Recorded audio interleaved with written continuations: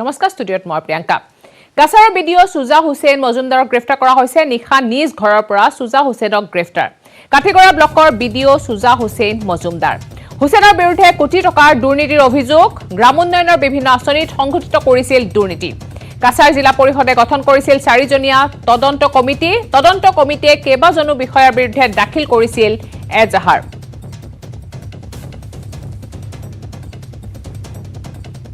কাছাৰৰ ভিডিঅ সুজা হুছেইনক গ্ৰেফতাৰ কৰা হৈছে নিখা নিজৰ ঘৰৰ পৰাই সুজা হুছেইনক গ্ৰেফতাৰ কৰা হৈছে কাঠিগড়া ব্লকৰ ভিডিঅ সুজা হুছেইন মজুমদাৰ হুছেইনৰ বিৰুদ্ধে আছিল কোটি টকীয়া দুৰ্নীতিৰ অভিযোগ গ্ৰামোন্নয়নৰ বিভিন্ন আঁচনিত সংঘটিত কৰিছিল দুৰ্নীতি আৰু কাছাৰ জিলা পৰিষদে গঠন কৰিছিল 4জনীয়া বিশেষ তদন্ত কমিটিয়ে কেইবাজনো বিষয়াৰ বিৰুদ্ধে দাখিল কৰিছিল এজাহাৰ আৰু তাৰ পিছতে গ্ৰেফতাৰ কৰা হয় সুজা হুছেইন মজুমদাৰ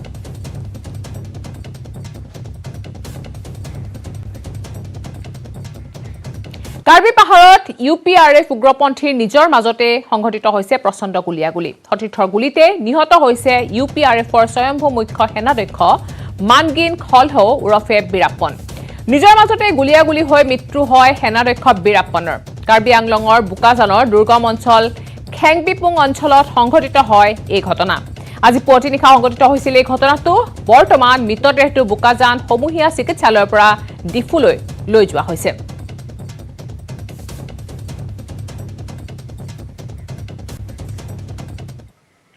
শ্যামা প্ৰসাদ মুখাৰ্জীক লৈ ৰাজ্যত অব্যাহত আছে ৰাজনীতি কেন্দ্ৰিক বিতৰ্ক এইবাৰ শ্যামা প্ৰসাদক লৈ বিজেপি চৰকাৰক উভতি ধৰিলে ৰাইজৰ দলে বিজেপি চৰকাৰে অসম বুৰঞ্জীক গেৰুৱাকৰণ কৰাত উঠিপৰি লাগিছে বুলি মন্তব্য ভাস্কতি শইকীয়াৰ কোভিড সৃষ্ট পৰিৱেশ তথা মূল্য বৃদ্ধিৰ নিয়ন্ত্ৰণত ব্যৰ্থ হোৱা চৰকাৰখনে বেলেগ এটা ইছ্যুৰে জনতাক পথভ্ৰষ্ট কৰাৰ চেষ্টা চলোৱাৰ অভিযোগ কৰে ৰাইজৰ দলে লগতে মুখ্যমন্ত্ৰী ৰাজনৈতিক সচিব তথা বিধায়ক জয়ন্ত মল্ল বৰুৱাক তীব্ৰ কটাক্ষ কৰে ৰাইজৰ দলে অসমৰ ৰাজনীতিৰ মূল বিষয়বস্তু হ'ব লাগিব কেতিয়া আমি ভেকচিন পাম আমাৰ ৰাজনীতিৰ বিষয়বস্তু হ'ব লাগিব কেতিয়া আমাৰ অত্যাৱশ্যকীয় সামগ্ৰীৰ মূল্য বৃদ্ধি নিয়ন্ত্ৰণ হ'ব এইটো শ্যামা প্ৰসাদ মুখাৰ্জীক কেতিয়া অসমৰ ৰাজনীতিৰ বিষয়বস্তু হ'বলৈ দিয়া হোৱা নাই আৰু কোনগৰাকী শ্যামা প্ৰসাদ মুখাৰ্জীৰ কথা তেখেতসকলে আজি বন্দনা কৰি দিছে কোনগৰাকী শ্যামা প্ৰসাদ মুখাৰ্জীক তেখেতসকলে আজি মহিমামণ্ডিত কৰিব বিচাৰিছে তাৰ আমি কিছু তথ্য আমি আপোনালোকক দিব বিচাৰিছোঁ প্ৰথমেই আমি অসমৰ ইতিহাসৰ পৰা এটা দিব বিচাৰিছোঁ এইখন পত্ৰ অম্বিকাগিৰি ৰায়চৌধুৰীয়ে শ্যামা প্ৰসাদ মুখাৰ্জীলৈ দিছিল অসমৰ মানুহে যেতিয়া স্বাভিমানৰ কথা লাগিছিল অসমীয়া মানুহে যেতিয়া অসমৰ অধিকাৰৰ কথা ক'ব বিচাৰিছিল তেতিয়া শ্যামা প্ৰসাদ মুখাৰ্জীয়ে অসমৰ মানুহক ঠাট্টা কৰি এক প্ৰভিন্সিয়েলিজিম বুলি কৈ এইবিলাক বাদ দিবলৈ কৈ তেখেতসকলে ঠাট্টা আৰু ইটিকিং কৰিছিল এইজনে আছিল শ্যামা প্ৰসাদ মুখাৰ্জীক যিগৰাকী শ্যামা প্ৰসাদ মুখাৰ্জীক আজি মহিমামণ্ডিত কৰিবলৈ মুখ্যমন্ত্ৰী হিমন্ত বিশ্ব শৰ্মা আৰু তেওঁৰ ধেমাধৰাসকল উঠি পৰি লাগিছে আজি অসম বিধানসভাত কোনে কিমান কথা ক'বলৈ পাব তাৰ এটা সাংবিধানিক নীতি নিয়ম আছে আৰু তাৰ গোটেই কৰ্তৃত্বটো থাকে কাৰ ওচৰত অসম বিধানসভাৰ অধ্যক্ষৰ ওচৰত আজি অখিল গগৈ আজি এগৰাকী নিৰ্দলীয় বিধায়কে কিমান সময় পাব এইটো মুখ্যমন্ত্ৰীয়ে ক'বলগীয়া কথা নহয় তেখেতৰো সীমাবদ্ধতাটো বুজি লোৱা উচিত পুনৰ ৰিপুন বৰাৰ মুখত বিৰোধী একগোট হোৱাৰ প্ৰসংগ বিধানসভাত মুখ ঠেকেচা খোৱাৰ পিছত 4টা সমষ্টিত অনুষ্ঠিত হ'ব লগা উপ নিৰ্বাচনত বিজেপিক প্ৰতিহত কৰিবলৈ বিৰোধী শক্তিক একগোট হোৱাৰ আহ্বান ৰিপুন বৰাৰ বিৰোধী একগোট নহলে প্ৰতিখন আসনত অনায়াসে বিজেপি জিকিব বুলিও মন্তব্য কৰে ৰিপুন বৰাই উপনিৰ্বাচন হ'ব তাত নিশ্চয় আমি ফল মিলি উভয়হতীয়া প্ৰাৰ্থী যাতে হ'ব পাৰোঁ মই যোৱা পৰহিও এই কথাটো কৈছোঁ আৰু আমি কংগ্ৰেছে সদায় বেছি চেষ্টা যদিও উভয়হতীয়া প্ৰাৰ্থী আমি দিয়াত আমি আগৰ পৰা কৈ আছোঁ আৰু এতিয়াও কৈ আছোঁ আগলৈও মানে বিজেপিৰ বিৰুদ্ধে সকলোৱে মিলি এজন প্ৰাৰ্থী 24 ঘণ্টাত নগাঁৱৰ দুঠাইত আৰক্ষীৰ গুলীচালনা দেওবাৰে পুৱতি নিশা আৰক্ষীৰ গুলীত নিহত হৈছে জয়নাল আবেদিন একে নিশাৰে সন্ধিয়াৰ ভাগত সংঘটিত আনটো ঘটনাত আৰক্ষীৰ একেটা দলৰ হাতত গুলীবিদ্ধ হৈছে আন এজন যুৱক 24 ঘণ্টাত নগাঁৱৰ দুঠাইত আৰক্ষীৰ গুলীচালনা আৰক্ষীৰ গুলীত নিহত কুখ্যাত ডকাইত জয়নাল আবেদিন আহত ড্ৰাগছ পেডলাৰ আজিজুল হক দুইটা অভিযানৰ নেতৃত্বত নগাঁৱৰ এছপি ধ্ৰুৱ বৰা শনিবাৰে সন্ধিয়া পলোৱাৰ চেষ্টা কৰা ড্ৰাগ পেডলাৰ আজিজুল হকক গুলিয়াই আহত কৰিলে নগাঁও আৰক্ষীয়ে চলন্ত বাইকৰ পৰা লুটি খাই পৰা গুলীবিদ্ধ আজিজুলক চিকিৎসালয়ত ভৰ্তি কৰাৰ পিছতো দেওবাৰে পুৱতি নিশালৈকে অব্যাহত থাকিল অপৰাধীৰ বিৰুদ্ধে নগাঁও আৰক্ষীৰ অভিযান। অতিৰিক্ত আৰক্ষী অধীক্ষক ধ্ৰুৱ বৰাৰ নেতৃত্বত চলা দ্বিতীয়টো অভিযানত চিকাৰ হ'ল জয়নাল আবেদিন নামৰ এটা কুখ্যাত অপৰাধী।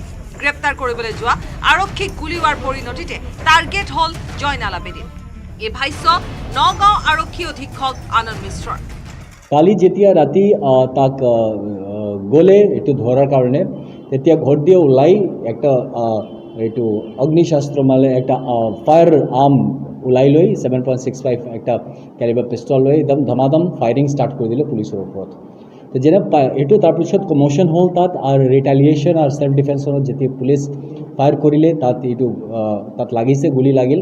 তাৰপিছত পুলিচ তাক উঠাই লৈ একদম হস্পিটেলৰ ফালে গৈছে, কিন্তু তাত হস্পিটেলত যোৱাৰ পিছত তাক ব্ৰড ডেড কৈ ডিক্লেয়াৰ কৰা হৈছে। দেওবাৰে পুৱতি নিশা 4:30 বজাত গুলীবিদ্ধ জয়নালক মৃত ঘোষণা কৰিলে চিকিৎসকে। হত্যা, ডকাইতি, ড্ৰাগ আৰু অস্ত্ৰ সৰবৰাহকে ধৰি বহু অপৰাধৰ সৈতে জড়িত আছিল জয়নাল। আনকি দাৰে ঘপিয়াই মৈৰাবাৰী থানাৰ পূৰ্বৰ এগৰাকী ভাৰপ্ৰাপ্ত বিষয়াকো হত্যাৰ চেষ্টা চলাইছিল অপৰাধীটোৱে। তেনে এক কুখ্যাত অপৰাধীৰ মৃত্যুত স্বস্তিৰ নিশ্বাস পেলাইছে ঢিঙৰ একাংশ ৰাইজে। বহুত অপৰাধী একদম তাৰ আৰ্মছৰ পৰা ডকাতি একদম মাৰপিট হাতিয়াৰা এইবিলাক মানে বহুত গোচৰ তাৰ ওপৰত। আকৌ তাৰপৰা এবাৰ মৈৰাবাৰী অচিকো সি মাৰিছে, বাঁহেৰে কোবাইছে। আৰু এবাৰ মানে এন.আৰ.চি বনোৱাৰ সময়ত এন.আৰ.চি মাষ্টৰ এজনক মানে সি দা ধৰিছে ডিঙি কাটি দিব। বিপৰীতে আৰক্ষীৰ গুলীত ধাৰাবাহিকভাৱে অপৰাধীৰ মৃত্যু কিংবা গুলীবিদ্ধ হোৱাৰ ঘটনা বৃদ্ধি পোৱাত উৎকণ্ঠিত হৈ পৰিছে আন একাংশ ৰাইজ। মুখ্যমন্ত্ৰীৰ নিৰ্দেশৰ পিছতে অপৰাধীৰ বিৰুদ্ধে আৰক্ষী সক্ৰিয় হোৱা ঘটনায়ো সৃষ্টি কৰিছে ৰহস্যৰ। নগাঁৱৰ পৰা নীলোৎপল বৰা আৰু ৰূপহীহাটৰ পৰা মুজামিল হকৰ report, news 18 Assam north east. ইফালে আৰক্ষীৰ গুলীত নিহত জয়নাল আবেদিনক ডকাইত আখ্যা দিবলৈ এই ঘটনাত নাৰাজ হৈছে এআইডিএফৰ বিধায়ক আমিনুল ইছলাম। বিধায়কগৰাকীৰ মতে জয়নালৰ বিৰুদ্ধে কোনো অপৰাধৰ তথ্য নাই। জয়নাল নামৰ যুৱকজনক আৰক্ষীয়ে ঘৰতে গুলীয়াই মৰাৰ অভিযোগ কৰিছে আমিনুল ইছলামে। এনকাউণ্টাৰত জয়নালৰ মৃত্যু হোৱা নাই বুলি আৰক্ষীয়ে চলোৱা প্ৰচাৰক মিথ্যাচাৰ আখ্যা দিছে আমিনুল ইছলামে। বিচাৰ নকৰাকৈ এনকাউণ্টাৰ কৰি নিৰাপদী মানুহক হত্যা কৰাৰ অভিযোগ। ধাৰাবাহিক এনকাউণ্টাৰক লৈ আমিনুল ইছলামৰ প্ৰতিক্ৰিয়া। আমিনুল ইছলামৰ মতে মুখ্যমন্ত্ৰীয়ে আওপকীয়াকৈ পুলিচক এনকাউণ্টাৰ কৰিবলৈ কৈছে।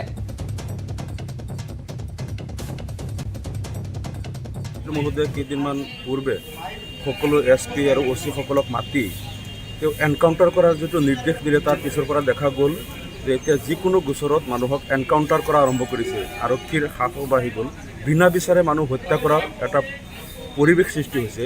আজিও মোৰ সমষ্টিত শালকাটিৰ জয়নাল আবেদিন নামৰ এজন ল'ৰা, এই ল'ৰাজনক পুলিচে ৰাতিপুৱা এনকাউণ্টাৰ কৰি হত্যা কৰিছে। আৰু এই ল'ৰাজন মই খবৰ লোৱা মতে তেওঁ কোনো চুৰি ডকাইতি বা অন্য অপকৰ্মত জড়িত নাছিল। তেওঁ মদাহী বুলি সকলোৱে কৈছে, মদ খায়, কেতিয়াবা মদ খাই অলপ হাল্লা কৰে, কিন্তু অন্য ধৰণৰ কোনো অপৰাধ তেওঁ সংঘটিত কৰাৰ ৰেকৰ্ড নাই। আজি ৰাতিপুৱা পুৱতি নিশা আৰক্ষী গৈ পেলাই তেওঁক ঘৰতে ধৰি ঘৰৰ ভিতৰতে গুলিয়াই দিছে।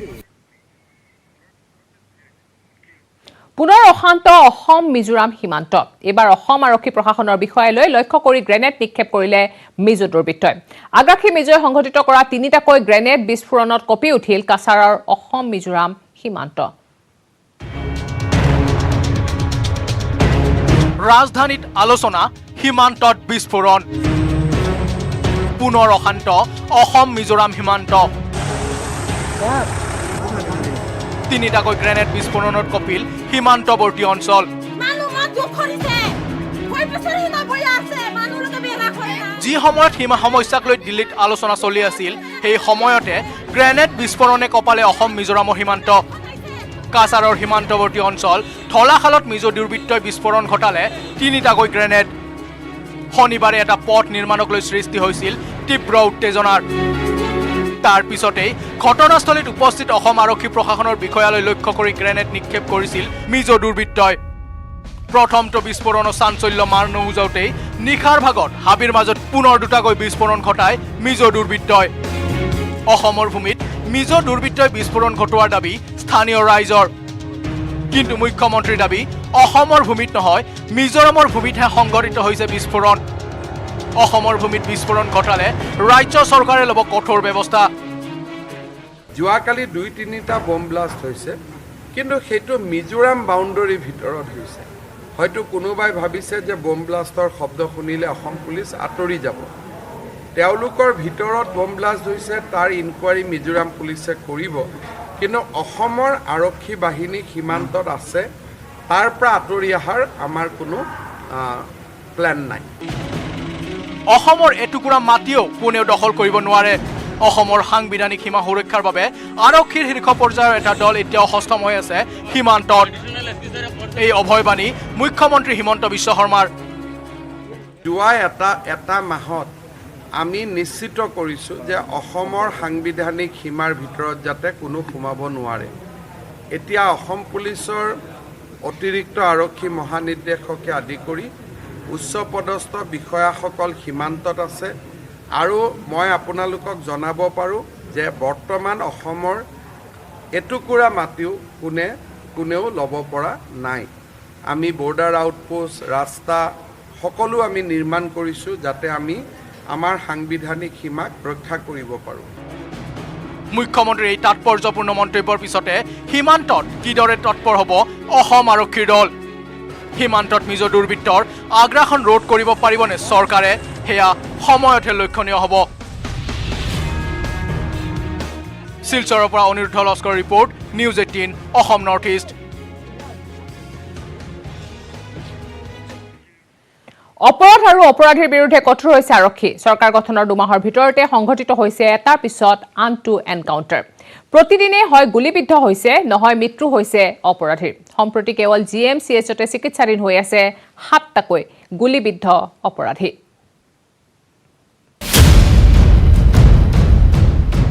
হিমন্ত বিশ্ব শৰ্মাৰ নেতৃত্বত চৰকাৰ গঠনৰ পিছতে অপৰাধ আৰু অপৰাধীৰ বিৰুদ্ধে কঠোৰ পদক্ষেপ লোৱা দেখা গৈছে ৰাজ্যৰ গৃহ বিভাগে চৰকাৰ গঠনৰ 2 মাহৰ ভিতৰত এই পৰ্যন্ত ৰাজ্যৰ বিভিন্ন প্ৰান্তত আৰক্ষীয়ে দুৰ্বৃত্তলৈ লক্ষ্য কৰি সংঘটিত কৰিছে কেইবাটাও গুলীচালনা বিগত 2টা মাহত আৰক্ষীৰ গুলীত আহত হৈ এই পৰ্যন্ত গুৱাহাটী মেডিকেল কলেজ হাস্পতালতে চিকিৎসাধীন হৈ আছে 7জনকৈ অপৰাধী অপহৰণ কাণ্ডৰ লগত জড়িত হৈ গুলীবিদ্ধ হোৱা কনিষ্টেবল ৰাজবাবু সিং আৰু মৰিগাঁৱৰ বালিডুংগাত কিশোৰী ধৰ্ষণ কৰি হত্যাকাণ্ডৰে জড়িত হোৱা সৈয়দ আলী ওৰফে পাঠাক ইতিমধ্যে গুৱাহাটী মেডিকেল কলেজ হাস্পতালৰ পৰা যাবলৈ দিয়া হৈছে এতিয়া লৈ পেলাই 7জন হ'ল তাৰ 2জন ডিচাৰ্জ হৈ গৈছে এই 2জন ৰাজবাবু সিং আৰু সৈয়দ আলী পাঠাক সম্প্ৰতি গুলীবিদ্ধ হৈ 5জন অপৰাধী চিকিৎসাধীন হৈ আছে গুৱাহাটী মেডিকেল কলেজ হাস্পতালত এই 5 অপৰাধীৰ ভিতৰত ATM চুৰিৰ লগত জড়িত হৈ গ্ৰেপ্তাৰ হোৱা হাজোৰ 2 মোষ্ট ৱান্টেড ক্ৰমে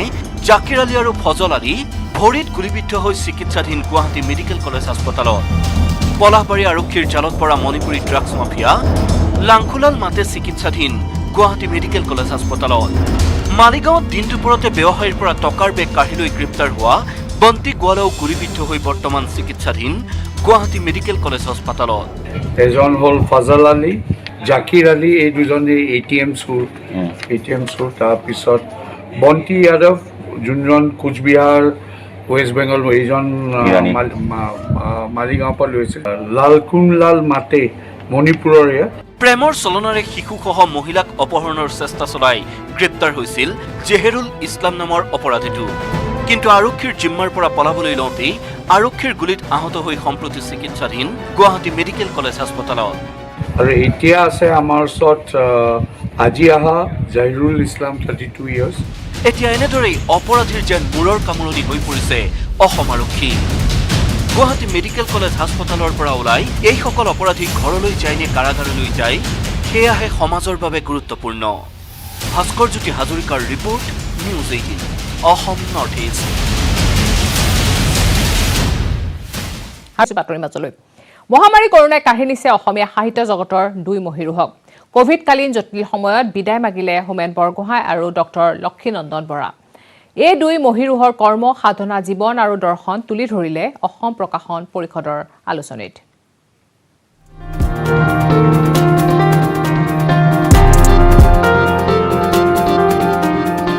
অসমীয়া সাহিত্য জগতৰ 2 মহীৰোহ হোমেন বৰগোহাঁই আৰু ডক্টৰ লক্ষীনন্দন বৰা।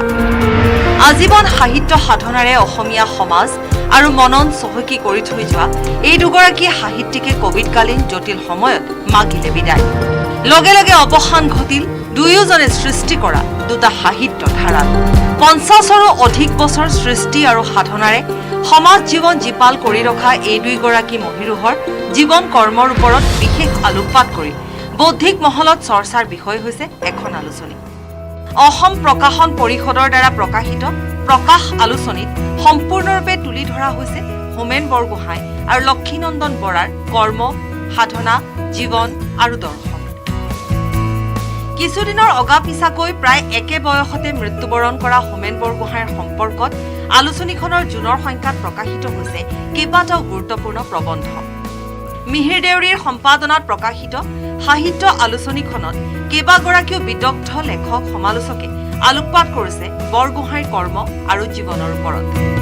লিখকসকলৰ ভিতৰত অন্যতম হ'ল ডক্টৰ নগেন শইকীয়া, হৰে কৃষ্ণ ডেকা, ডক্টৰ গোবিন্দ প্ৰসাদ শৰ্মা, ডক্টৰ আনন্দ বৰমুদৈ, ফণীন্দ্ৰ কুমাৰ দেৱচৌধুৰী, অৰিন্দম বৰকটকী, ডক্টৰ মদন শৰ্মা। পিতৃৰ জীৱন আৰু দৰ্শন সন্দৰ্ভত আলোকপাত কৰিছিল পুত্ৰ তথা অধ্যাপক প্ৰদীপ্ত বৰগোহাঁই। ইফালে জুলাইৰ সংখ্যাৰ প্ৰকাশত উজ্জীৱিত হৈছে ডক্টৰ লক্ষীনন্দন বৰাৰ জীৱন কীৰ্তি। সৰস্বতী সন্মানেৰে ৰাষ্ট্ৰীয় খ্যাতি অৰ্জন কৰা এইগৰাকী প্ৰাতঃস্মৰণীয় উপন্যাসিকৰ সম্পৰ্কত আলোকপাত কৰিছে নগেন শইকীয়া, কুল শইকীয়া, দীনেশ চন্দ্ৰ গোস্বামী, শিৱানন্দ কাকতি, ডক্টৰ প্ৰাণজিৎ বৰাৰ দৰে অগ্ৰণী লেখকসকলে। প্ৰতিটো তত্ত্বগধুৰ প্ৰবন্ধৰে প্ৰকাশে প্ৰকৃতাৰ্থতে উপযুক্ত মূল্যায়ন আৰু সন্মান যাচিলে জাতীয় জীৱনৰ দুই পূৰ্ভাগ। চৌপাশে তৰল আৰু উপৰুৱা চমকে সমাজ জীৱন আচ্ছন্ন কৰি ৰখাৰ সময়ত প্ৰকাশৰ এই চিৰিয়াছ কৰ্মই ঘূৰাই আনিব খোজে আশাবাদৰ কথা। News desk report, news 18 Assam north east. অসমত বলিউডৰ মোহময় অভিনেত্ৰী ছাৰা আলী খান মাণ্ডাকাটা কমাণ্ডো বেটেলিয়নত শ্বুটিং কৰি ব্ৰহ্মপুত্ৰত নৌকা বিহাৰ কৰে চেফ কন্যা ছাৰাই। শ্বুটিঙৰ মাজতে মা কামাখ্যাৰো আশীষ ললে ছাৰা আলী খানে। মাণ্ডাকাটাত ছাৰা আলী খানৰ শ্বুটিং।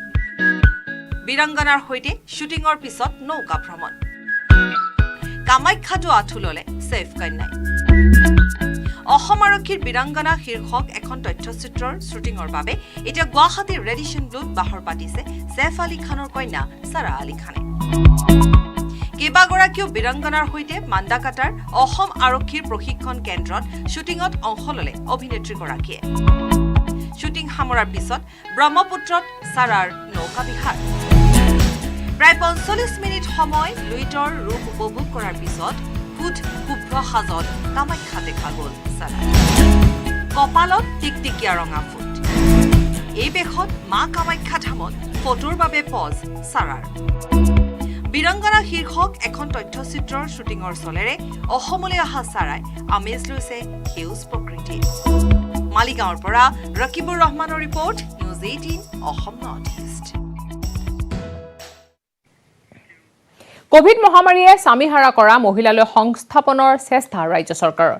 দেওবাৰে কোভিডত স্বামীৰ মৃত্যু হোৱা 176 গৰাকী বিধৱা মহিলাৰ হাতত 2.5 লাখকৈ টকাৰ চেক তুলি দিলে মুখ্যমন্ত্ৰী ডক্টৰ হিমন্ত বিশ্ব শৰ্মাই।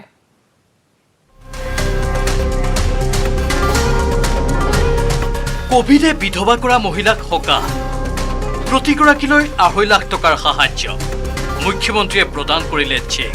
কোভিডত স্বামীহাৰা হোৱা ৰাজ্যৰ 873 গৰাকী মহিলাৰ বাবে মুখ্যমন্ত্ৰীয়ে দেওবাৰে শুভাৰম্ভ কৰে এক অভিলাষী আঁচনি।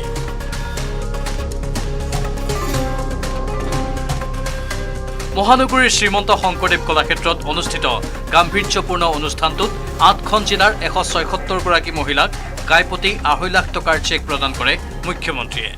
এটা পৰিয়ালৰ যি অভাৱ এজন ব্যক্তি নোহোৱা হ'লে তাক অকল যিটো পৰিয়ালে হেৰুৱাব তেওঁহে কল্পনা কৰিব পাৰে, আন কোনেও তাক কল্পনা কৰিব নোৱাৰে।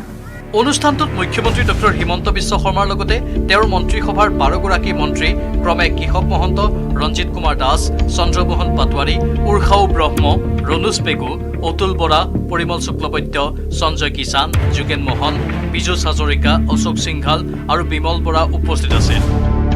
কোভিডত বিধৱা হোৱা আনসকল মহিলাক অভিভাৱক মন্ত্ৰীসকলে চেক প্ৰদান কৰিব বুলি কয় মুখ্যমন্ত্ৰীয়ে।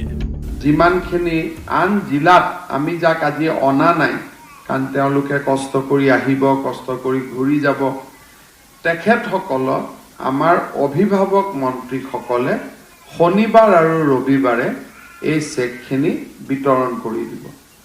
আজি মই তেওঁলোকৰ হাতত, মোৰ সতীৰ্থ মন্ত্ৰীসকলৰ হাতত মই চেককেইখন আজিয়ে দি দিছোঁ। কোভিডৰ সময়ত নিজৰ স্বামীক হেৰুৱালে এইসকল মহিলাই।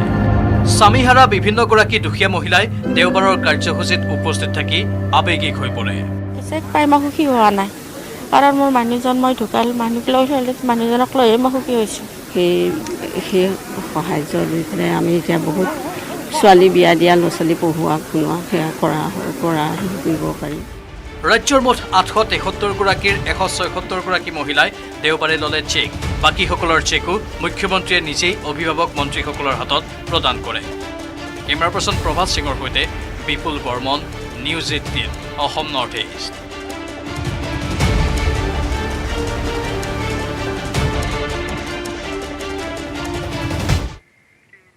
খবৰ আৰু আছে, কিন্তু তাৰ আগতে ল'ব লাগিব পুনৰ এটা বিৰতি।